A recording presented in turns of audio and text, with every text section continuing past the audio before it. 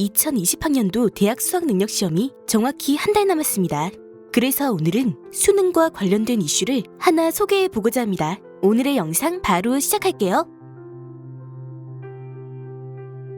2019학년도 수능은 작년 11월 15일에 진행되었습니다. 당시 수능에 응시했던 A는 2교시 수학 영역시험을 치르고 있었습니다.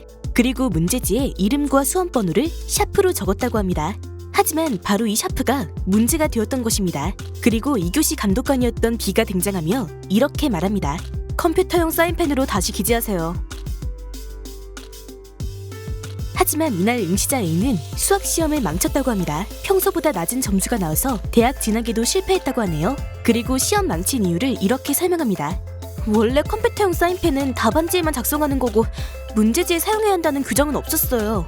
그런데 감독관의 무리한 지시 때문에 제가 그날 시험을 망치게 된 것이죠. 결국 이러한 이유로 응시자 A는 감독관 B를 상대로 700만 원의 손해배상 청구를 했습니다. 그렇다면 결과는 어떻게 되었을까요?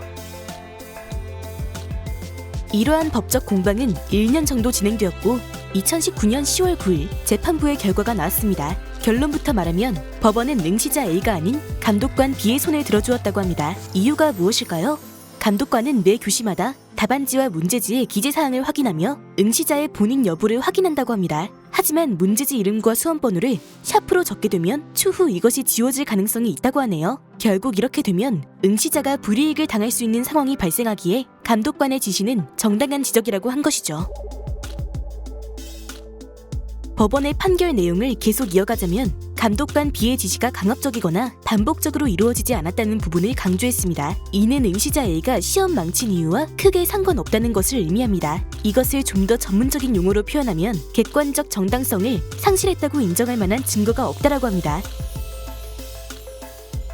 하지만 수능을 본 경험이 있거나 이와 비슷한 중요한 시험을 치렀던 경험이 있는 시청자라면 그 응시자의 마음을 조금은 이해할 수 있을 것입니다. 수능은 그날의 컨디션이 상당히 중요하기 때문에 시험을 치르는 도중 갑작스러운 감독관의 지시로 인해 흐름이 깨지는 상황은 발생할 수도 있을 것입니다. 멘탈이 약하거나 예민한 사람일수록 더욱 그렇겠죠. 만약 답안지와 마찬가지로 문제지에도 컴퓨터용 사인펜으로 기재하라는 정확한 규정이 있었다면 해당 응시자는 그렇게 했을 것 같네요. 다만 응시자 A가 시험을 망쳤다고 해서 감독관이 700만 원의 정신적 손해배상을 하는 것도 받아들이기 쉽지 않은 부분이겠죠. 결국 이것은 1년에 한 번밖에 없고 인생에 상당한 영향을 미치는 수능이라는 시험의 특수성으로 인해 벌어진 사건으로 풀이됩니다. 한 달 남은 2020학년도 대학 수학능력시험을 준비하는 많은 수험생들은 이런 부분들까지 잘 체크해서 원하는 결과를 얻을 수 있기를 바랍니다. 시청해주셔서 감사합니다.